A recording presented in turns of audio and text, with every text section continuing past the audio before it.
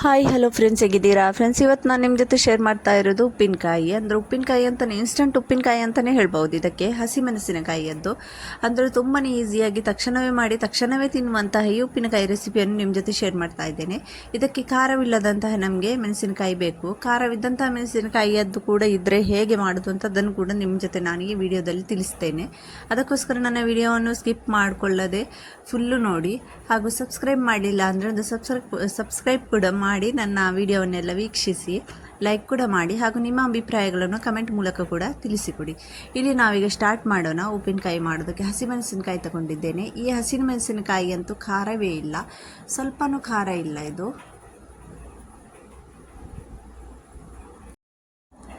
ಏನೋ ಇವತ್ತು ತಂದ ಮೆಣಸಿನಕಾಯಿ, ಅದು ಖಾರವಿಲ್ಲದ ಮೆಣಸಿನಕಾಯಿ ಬಂದಿದೆ. ಅಂದರೆ ನಿಮಗೆ ತಿಂದರೆ ಇದು ಮೆಣಸಿನಕಾಯಿ ತಿಂತಾ ಇರೋದಂತ ಗೊತ್ತಾಗೋದೇ ಇಲ್ಲ, ಅಷ್ಟು ಸೆಪ್ಪಿಗಿರುವಂಥ ಈ ಮೆಣಸಿನಕಾಯಿ. ನನಗೆ ಕೂಡ ಒಮ್ಮೆ ಆಶ್ಚರ್ಯ ಆಯಿತು, ಮೆಣಸಿನಕಾಯಿ ಸ್ವಲ್ಪ ಹೋದರೂ ಖಾರ ಇರ್ತದೆ, ಈ ಥರ ಕೂಡ ಇರ್ತದ ಅಂತ. ಒಮ್ಮೊಮ್ಮೆ ಈ ಥರ ಕೂಡ ನಮಗೆ ತರುವಾಗೆಲ್ಲ ಈ ಥರ ಕೂಡ ಸಿಗ್ತದೆ ಖಾರವಿಲ್ಲದಂಥ ಮೆಣಸಿನಕಾಯಿ. ಅದನ್ನು ನಾವು ಈ ಥರ ಮಾಡಿದರೆ ಅಂತೂ ತುಂಬ ಟೇಸ್ಟಾಗಿ ಆಗ್ತದೆ. ನೀವು ಹೊಟ್ಟೆ ತುಂಬ ಒಂದು ಬಟ್ಟಲು ಊಟ ಮಾಡ್ಬೋದು, ಅಷ್ಟು ತುಂಬ ಸಖತ್ತಾಗಿರ್ತದೆ. ಇದು ಟೇಸ್ಟ್ ಕೂಡ ತುಂಬ ಚೆನ್ನಾಗಿರ್ತದೆ. ಈಗ ಇಲ್ಲಿ ನಾನು ಸ್ವಲ್ಪ ಮೆಣಸಿನಕಾಯಿದು ನಿಮ್ಮ ಜೊತೆ ಮಾಡಿ ಶೇರ್ ಮಾಡ್ತಾ ಇರೋದು. ಬಾಕಿಯದು ಮೆಣಸಿನಕಾಯಿದು ಇನ್ನೊಂದು ಥರವಾದ ಉಪ್ಪಿನಕಾಯಿ ಮಾಡಲಿಕ್ಕೆ, ಅದನ್ನು ಸ್ಟೋರ್ ಮಾಡಿ ಇಡಲಿಕ್ಕೋಸ್ಕರ ಉಪ್ಪಿನಕಾಯಿ ಮಾಡಲಿಕ್ಕೆ ಉಂಟು. ಅದಕ್ಕೋಸ್ಕರ ಈಗ ಸ್ವಲ್ಪ ಇನ್ಸ್ಟಂಟ್ ಉಪ್ಪಿನಕಾಯಿ ಮಾಡಿ ನಿಮ್ಮ ಜೊತೆ ನಾನು ಶೇರ್ ಮಾಡ್ತಾ ಇದ್ದೇನೆ. ಆ ಉಪ್ಪಿನಕಾಯಿಯನ್ನು ಕೂಡ ನಿಮ್ಮ ಜೊತೆ ಹೇಗೆ ಮಾಡೋದು ಅಂತ ಶೇರ್ ಮಾಡ್ಕೋತೇನೆ. ಅದನ್ನು ಮಾಡುವಾಗ ಖಂಡಿತ ನಿಮ್ಮ ಜೊತೆ ಶೇರ್ ಮಾಡ್ತೇನೆ ಆ ವಿಡಿಯೋಸ್ ಕೂಡ. ಈಗ ಇಲ್ಲಿ ನೋಡಿ, ಎಲ್ಲ ಮೆಣಸಿನಕಾಯಿ ಅದು ಚೆನ್ನಾಗಿ ವಾಶ್ ಮಾಡಿ ಈ ಥರ ನಾವೆಲ್ಲ ಮೊದಲಿಗೆ ತೊಟ್ಟು ತೆಗೆಯೋಣ, ಆಮೇಲೆ ಇದನ್ನೆಲ್ಲ ವಾಶ್ ಮಾಡ್ತೇನೆ. ಫಸ್ಟಿಗೆ ಇದನ್ನೆಲ್ಲ ಕ್ಲೀನ್ ಮಾಡಿ ಇಟ್ಕೊಳ್ಳೋಣ. ಅಂದರೆ ಇದು ನೋಡಿ, ಇಷ್ಟು ಮೆಣಸಿನಕಾಯಿ ತಗೊಂಡಿದ್ದೇನೆ ನಾನು. ತುಂಬ ಈಸಿಯಾಗಿದೆ ಫ್ರೆಂಡ್ಸ್ ಮಾಡಲಿಕ್ಕೋಸ್ಕರ. ಅದಕ್ಕೋಸ್ಕರ ನನ್ನ ವಿಡಿಯೋ ಸ್ಕಿಪ್ ಮಾಡಬೇಡಿ ಅಂತ ನಾನು ಆಗಾಗ್ಗೆ ಹೇಳ್ತಾ ಇದ್ದೇನೆ, ಏನಾದರೂ ಮಿಸ್ ಆಗಿ ಹೋಗ್ತದೆ ಅಂತ. ಈಗ ನೋಡಿ, ಇಲ್ಲಿ ಮೆಣಸಿನಕಾಯಿಯನ್ನು ಈ ಥರ ವಾಶ್ ಮಾಡಿ ತಗೋತೇನೆ. ವಾಶ್ ಮಾಡಿ ತಗೊಂಡ್ಮೇಲೆ ಇದಕ್ಕೆ ನಾವು ಮಧ್ಯದಲ್ಲಿ ಈ ಥರ ಕಟ್ಟು ಕೊಡಬೇಕು. ಅಂದರೆ ಒಳಗಡೆ ಎಲ್ಲ ಉಪ್ಪು ಖಾರ ಎಲ್ಲ ಚೆನ್ನಾಗಿ ಎಳೀಲಿ ಅಂತ. ಯಾಕಂದರೆ ಖಾರ ಅಂತೂ ಇಲ್ಲವೇ ಇಲ್ಲ. ನೋಡಿ, ನನ್ನ ಮಗಳು ಕೂಡ ಇದನ್ನು ಹಾಗೇ ಹಸಿಯೇ ತಿಂತಾ ಇದ್ದಾಳೆ, ಖಾರನೇ ಇಲ್ಲ. ನನ್ನ ಸಣ್ಣ ಮಗ ಕೂಡ ಅದನ್ನು ಹಸಿ ತಿಂತಾನೆ. ಇವಳಿಗೆ ನಾನು ಫಸ್ಟಿಗೆ ತಿನ್ನುವಂತ ಕೊಡುವಾಗ ಇವಳು ಅಯ್ಯೋ ಮೆಣಸಿನಕಾಯಿಯ, ಅಯ್ಯೋ ನಾನಂತೂ ತಿನ್ನೋದಿಲ್ಲ ಮೆಣಸಿನಕಾಯಿ ಅಂತ ಓಡಿದ್ಲು. ನಾನು ಹೇಳಿದೆ ಇದು ಮೆಣಸಿನಕಾಯಿ ಒಮ್ಮೆ ಟೇಸ್ಟ್ ಮಾಡಿ ನೋಡು, ಏನು ಖಾರವೇ ಇಲ್ಲ ಅಂದಮೇಲೆ ಇವಳು ತಿಂತಾ ಇರೋದು. ಈಗ ನೋಡಿ, ಈ ಥರ ಮಧ್ಯದಲ್ಲಿ ಈ ಥರ ಕಟ್ಕೊಡೋಣ. ನೀವು ಖಾರ ಇರುವ ಮೆಣಸಿನಕಾಯಿಯದು ಮಾಡೋದಾದರೆ ಈ ಥರ ಒಳಗಿಂದಿದ್ರೆ ಬೀಜ ಎಲ್ಲ ತೆಗೆದು ನೀವು ಕ್ಲೀನ್ ಮಾಡ್ಕೊಳ್ಬೇಕು, ಆಮೇಲೆ ಇದನ್ನು ಮಾಡಬಹುದು. ನೋಡಿ, ಈ ಥರ ಎಲ್ಲ ಮೆಣಸಿನಕಾಯಿಯನ್ನು ಈ ಥರ ಮಧ್ಯದಲ್ಲಿ ಕಟ್ಕೊಡ್ತೇನೆ. ಕಟ್ಕೊಟ್ಟು ನಿಮಗೆ 2 ಪೀಸಸ್ ಮಾಡೋದಾದರೆ ಪೀಸಸ್ ಕೂಡ ಮಾಡ್ಬೋದು, 2 ತುಂಡು. ನಾನು ಇದನ್ನು ಹಾಗೆ ಇಡಿಯೇ ಇಡ್ತಾ ಇರೋದು. ನೋಡಿ, ಎಲ್ಲದಕ್ಕೂ ಈ ಥರ ಕೊಡ್ತೇನೆ. ಅದೇ ಖಾರ ಇರುವ ಮೆಣಸಿನಕಾಯಿ ಇದ್ದರೆ ಈ ಥರ ಕಟ್ಟಿಕೊಟ್ಟು ಇದರಿಂದ ಒಳಗಡೆ ಎಲ್ಲ ಕ್ಲೀನ್ ಮಾಡಿ ಬಿಡಬೇಕು, ಆಗ ಏನು ನಿಮಗೆ ಖಾರ ಇರುವುದಿಲ್ಲ. ನೋಡಿ, ಎಲ್ಲದಕ್ಕೂ ನಾನು ಈ ಥರ ರೆಡಿ ಮಾಡಿ ಇಟ್ಟಿದ್ದೇನೆ. ಈಗ ಉಪ್ಪಿನಕಾಯಿಯಲ್ಲಿ ಅಂತೂ ತುಂಬ ಥರದ ಉಪ್ಪಿನಕಾಯಿ ಮಾಡಬಹುದು. ಈ ಮೆಣಸಿನಕಾಯಿಯದ್ದು ಕೂಡ ತುಂಬ ಥರದ ಉಪ್ಪಿನಕಾಯಿ ಉಂಟು. ಅದು ನೆಕ್ಸ್ಟ್ ಇನ್ನೊಂದು ಸ್ಟೋರ್ ಮಾಡುವಂಥ ಉಪ್ಪಿನಕಾಯಿ ಅಂತೂ ತುಂಬ ಇನ್ನೂ ಟೇಸ್ಟ್ ಆಗಿರ್ತದೆ. ಈಗ ಇದಕ್ಕೋಸ್ಕರ ನಾನಿಲ್ಲಿ ಸ್ವಲ್ಪ ಬೆಳ್ಳುಳ್ಳಿ ಹಾಗೂ ಜೀರಿಗೆ, ಮೆಣಸಿನಕಾಯಿ ಅಂದಾಜು ಪ್ರಕಾರ ನಾವಿಲ್ಲಿ ಬೆಳ್ಳುಳ್ಳಿ ಹಾಗೂ ಜೀರಿಗೆಯನ್ನು ತಗೊಳ್ಳೋಣ. ಅದಕ್ಕೆ ಸ್ವಲ್ಪ ಉಪ್ಪು ಹಾಕಿ ಇದನ್ನು ಸ್ವಲ್ಪ ತುಂಬಾ ನೈಸ್ ಆಗಬೇಕಂತ ಇಲ್ಲ, ಈ ಥರ ದರ್ದರಿ ಇದ್ದರೆ ಸಾಕು. ನೋಡಿ, ಇಷ್ಟನ್ನು ಈಗ ನಾನು ಗ್ರೈಂಡ್ ಮಾಡಿಕೊಂಡು ಬಂದಿದ್ದೇನೆ. ಈಗ ಒಂದು ಪಾತ್ರೆಗೆ ಸ್ವಲ್ಪ ಎಣ್ಣೆ ಹಾಕ್ತಾ ಇದ್ದೇನೆ. ಜಾಸ್ತಿ ಎಣ್ಣೆನೂ ಬೇಕಂತ ಇಲ್ಲ, ಸ್ವಲ್ಪನೇ ಸಾಕು. ಅಂದರೆ ಇದು ಇನ್ಸ್ಟಂಟ್ ಮಾಡ್ತಾ ಇರೋದು, ತಕ್ಷಣ ಮಾಡಿಯೇ ತಕ್ಷಣ ಆಗನೇ ತಿನ್ನುವಂತಹ ಉಪ್ಪಿನಕಾಯಿ. ಇದು ಇಟ್ಟು ಏನು ಸ್ಟೋರ್ ಮಾಡುವಂತಹ ಉಪ್ಪಿನಕಾಯಿ ಏನೂ ಅಲ್ಲ, ಆಗನೇ ಮಾಡಿ ಫಟಾಫಟ್ ಅಂತ ತಿನ್ನುವಂತಹ ಈ ಉಪ್ಪಿನಕಾಯಿ. ನೀವು ಕೂಡ ಇದನ್ನೊಮ್ಮೆ ಟ್ರೈ ಮಾಡಿ, ಹಾಗೆ ನನಗೆ ಕಮೆಂಟ್ ಬಾಕ್ಸ್ ಮೂಲಕ ತಿಳಿಸಿ ನಿಮಗೆ ನನ್ನ ಈ ಸಣ್ಣದಾದ ಒಂದು ಉಪ್ಪಿನಕಾಯಿದ್ದು ವೀಡಿಯೋಸ್ ಹೇಗೆ ಅನಿಸಿತು ಅಂತ.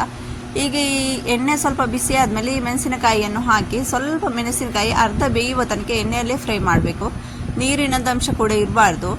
ನೋಡಿ, ಈ ಥರ ಸ್ವಲ್ಪ ಕಲರ್ ಚೇಂಜ್ ಆಗಿ ತುಂಬಾ ಒಳ್ಳೆ ಪರಿಮಳ ಬರಲಿಕ್ಕೆ ಸ್ಟಾರ್ಟ್ ಆಗ್ತದೆ.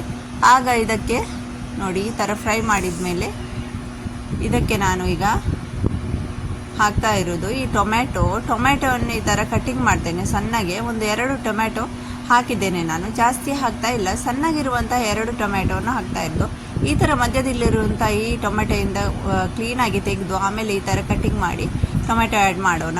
ಇದರಿಂದ ತುಂಬ ಟೇಸ್ಟಾಗಿರ್ತದೆ. ಟೊಮೆಟೊ ಆ್ಯಡ್ ಮಾಡೋದ್ರಿಂದನೇ ಇದರ ಟೇಸ್ಟ್ ತುಂಬ ಚೆನ್ನಾಗಿ ಬರುವುದು ಫ್ರೆಂಡ್ಸ್.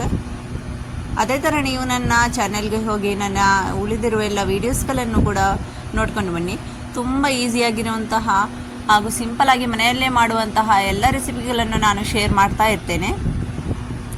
ಈಗ ನೋಡಿ, ಈ ಮೆಣಸಿನಕಾಯಿ ಈ ಥರ ಸ್ವಲ್ಪ ನೋಡಿ ಕಲರ್ ಕೂಡ ಚೇಂಜ್ ಆಗಿರುವಂತೆ ನಿಮಗೆ ಕಾಣಿಸ್ತಿರ್ಬೋದು. ಅದಕ್ಕೆ ಈಗ ಇಲ್ಲಿ ನಾವು ಗ್ರೈಂಡ್ ಮಾಡಿಟ್ಟಿರುವಂತಹ ಜೀರಿಗೆ ಹಾಗೂ ಬೆಳ್ಳುಳ್ಳಿಯ ಪೇಸ್ಟನ್ನು ಹಾಕೋಣ. ಬೆಳ್ಳುಳ್ಳಿ ಪೇಸ್ಟ್ ಹಾಗೂ ಜೀರಿಗೆ ಪೇಸ್ಟ್ ತುಂಬಾ ಚೆನ್ನಾಗಿ ಗ್ರೈಂಡ್ ಆಗಬೇಕಂತ ಇಲ್ಲ. ಇದರಲ್ಲಿ ಉಪ್ಪು ಕೂಡ ಇರೋದ್ರಿಂದ ಉಪ್ಪು ಅಂತೂ ನಾನು ನೋಡಿ ಹಾಕ್ತೇನೆ. ಈಗ ನೋಡಿ, ಟೊಮೆಟೊ ಕೂಡ ಆ್ಯಡ್ ಮಾಡಿ ಸ್ವಲ್ಪ ಚೆನ್ನಾಗಿ ಇದರ ಹಸಿ ಸ್ಮೆಲ್ ಹೋಗುವ ತನಕ ನಮ್ಮ ಜೀರಿಗೆ ಹಾಗೂ ಇದು ಬೆಳ್ಳುಳ್ಳಿಯದ್ದು ಈ ಥರ ಫ್ರೈ ಮಾಡೋಣ. ಹಾಗೂ ಟೊಮೆಟೊ ಕೂಡ ಸ್ವಲ್ಪ ಗ್ರೇವಿ ಇದರಲ್ಲೇ ಆಗಿಬಿಡುತ್ತದೆ ಅದು ಸ್ವಲ್ಪ ಹೊತ್ತಾದಮೇಲೆ. ನೋಡಿ, ಇದೇ ಥರ ಮಿಕ್ಸ್ ಮಾಡ್ತಾ ಹೋಗೋಣ. ನಾನು ಇದಕ್ಕೆ ಮೆಣಸಿನ ಹುಡಿ ಹಾಕ್ತಾ ಇದ್ದೇನೆ. ಖಾರವೇ ಇಲ್ಲದಿರೋದ್ರಿಂದ ನನಗೆ ಮೆಣಸಿನ ಹುಡಿ ಆ್ಯಡ್ ಮಾಡಬೇಕಾಯಿತು. ಇದಕ್ಕೆ ಸ್ವಲ್ಪವಾದರೂ ಖಾರ ಇರ್ತಿದ್ರೆ ಮೆಣಸಿನ ಹುಡಿ ಆ್ಯಡ್ ಮಾಡ್ತಾ ಇರಲಿಲ್ಲ. ಇದು ಖಾರನೇ ಇಲ್ಲ ಅಲ್ವಾ, ಅದಕ್ಕೋಸ್ಕರ ಮೆಣಸಿನ ಹುಡಿ ಆ್ಯಡ್ ಮಾಡ್ತಾ ಇದ್ದೇನೆ. ಸ್ವಲ್ಪ ನಿಮಗೆ ಬೇಕಾದರೆ ಅರಿಶಿನ ಹುಡಿ ಕೂಡ ಹಾಕ್ಬೋದು. ನೋಡಿ, ಈ ಥರ ಇದು ಎಲ್ಲ ಹಾಕಿದ ಮೇಲೆ ಇದನ್ನು ಈ ಥರ ಚೆನ್ನಾಗಿ ಮಿಕ್ಸ್ ಮಾಡಿ ಸ್ವಲ್ಪ ಕೊತ್ತಂಬರಿ ಹುಡಿ ಕೂಡ ಹಾಕ್ತೇನೆ. ನೀವು ಕೊತ್ತಂಬರಿಯನ್ನು ಕೂಡ ಈ ಜೀರಿಗೆ ಎಲ್ಲ ಗ್ರೈಂಡ್ ಮಾಡುವಾಗ ಸ್ವಲ್ಪ ಕೊತ್ತಂಬರಿಯನ್ನು ಕೂಡ ಈ ಬೆಳ್ಳುಳ್ಳಿ ಹಾಗೂ ಜೀರಿಗೆ ಒಟ್ಟಿಗೆ ಗ್ರೈಂಡ್ ಮಾಡ್ಬೋದು. ನಾನಿಲ್ಲಿ ಹಾಕ್ತಾ ಇರೋದು ಹುಡಿ ಕೊತ್ತಂಬರಿಯದ್ದು ಪೌಡರ್ ಹಾಕ್ತಾ ಇದ್ದೇನೆ. ಈಗ ಇದನ್ನೆಲ್ಲ ಚೆನ್ನಾಗಿ ಸ್ವಲ್ಪ ಹೊತ್ತು ಮಿಕ್ಸ್ ಮಾಡೋಣ. ತುಂಬಾ ಈಸಿಯಾಗಿದೆ. ನೀವು ಇದನ್ನು ಈ ಥರ ಮಾಡುವಾಗಂತೂ ತುಂಬ ಈಸಿ. ವಿಡಿಯೋದಲ್ಲಿಯೇ ಸ್ವಲ್ಪ ಹೊತ್ತು ಥರ ಆಗೋದು. ಈಗ ಇಲ್ಲಿ ಎಲ್ಲ ಇದು ರೆಡಿ ಆಯಿತು ನೋಡಿ, ಫಟಾಫಟ್ ಅಂತ ರೆಡಿ ಆಗ್ತದೆ. ಆಮೇಲೆ ಇದಕ್ಕೆ ಅರ್ಧಕ್ಕಿಂತ ಸ್ವಲ್ಪ ನಿಂಬೆ ಹುಳಿಯನ್ನು ನಾನು ಹಿಂಡ್ತೇನೆ. ನಿಂಬೆ ಹುಳಿಯನ್ನು ಹಿಂಡೋದ್ರಿಂದಂತೂ ಇದರ ಟೇಸ್ಟ್ ಅಂತೂ ಚೇಂಜೇ ಆಗಿಬಿಡ್ತದೆ ತುಂಬಾ. ಅರ್ಧಕ್ಕಿಂತ ಸ್ವಲ್ಪ ದೊಡ್ಡ ನಿಂಬೆಕಾಯಿ ಆಗಿರೋದ್ರಿಂದ ನಾನು ಇದನ್ನು ಅರ್ಧಕ್ಕಿಂತ ಜಾಸ್ತಿ ಹಿಂಡಿದ್ದೇನೆ. ಇದು ತುಂಬ ರಸ ಇರುವಂತಹ ನಿಂಬೆ ಹುಳಿ. ನೋಡಿ, ಇದರ ಉಪ್ಪು ಕೂಡ ಸ್ವಲ್ಪ ಸಪ್ಪಗಿರುವುದರಿಂದ ನಾನು ಉಪ್ಪು ಕೂಡ ಆ್ಯಡ್ ಮಾಡಿದೆ. ಈಗ ಅದನ್ನು ಚೆನ್ನಾಗಿ ಈ ಥರ ಫ್ರೈ ಮಾಡಿ ಗ್ಯಾಸನ್ನು ಆಫ್ ಮಾಡಿಬಿಡೋಣ. ಸ್ಲೋ ಗ್ಯಾಸಲ್ಲೇ ಮಾಡಿ ಇದನ್ನು. ನೋಡಿ ಫ್ರೆಂಡ್ಸ್, ನಮ್ಮ ಇನ್ಸ್ಟಂಟ್ ಉಪ್ಪಿನಕಾಯಿ ಅಂತೂ ಈಗ ರೆಡಿಯಾಗಿದೆ. ನೀವು ಕೂಡ ಇದನ್ನು ಖಂಡಿತ ಒಮ್ಮೆ ಟ್ರೈ ಮಾಡಿ. ಇನ್ನೊಮ್ಮೆ ಸಿಗ್ತೇನೆ ಇನ್ನೊಂದು ಇದೇ ಥರ ಈಸಿ ವಿಡಿಯೋದಲ್ಲಿ. ಇನ್ನೊಂದು ನಿಮ್ಮ ಜೊತೆ ಹೇಳಲಿಕ್ಕೆ ಅಂತೂ ಮರ್ತೇ ಹೋಯಿತು ಫ್ರೆಂಡ್ಸ್, ಉಪ್ಪಿನಕಾಯಿ ಅಂತೂ ರೆಡಿಯಾಗಿದೆ. ಅಂದರೆ ಇದನ್ನು ನೀವು ಮೆಣಸಿನಕಾಯಿಯನ್ನು ಫ್ರೈ ಮಾಡುವಾಗ ನಿಮ್ಮ ಫೇಸನ್ನೆಲ್ಲ ತುಂಬ ಹತ್ತಿರ ತಗೊಂಡು ಹೋಗಿ ಈ ಥರ ಏನು ಮಾಡಿಬಿಡಿ. ಅಂದರೆ ಅದು ಫಟ್ ಅಂತ ಒಮ್ಮೆಲೆ ಎಲ್ಲ ಹೊಡಿತಾ ಇರ್ತದೆ. ಅದಕ್ಕೋಸ್ಕರ ಸ್ವಲ್ಪ ದೂರದಿಂದನೇ ಅದನ್ನು ಫ್ರೈ ಮಾಡಿಕೊಳ್ಳಿ.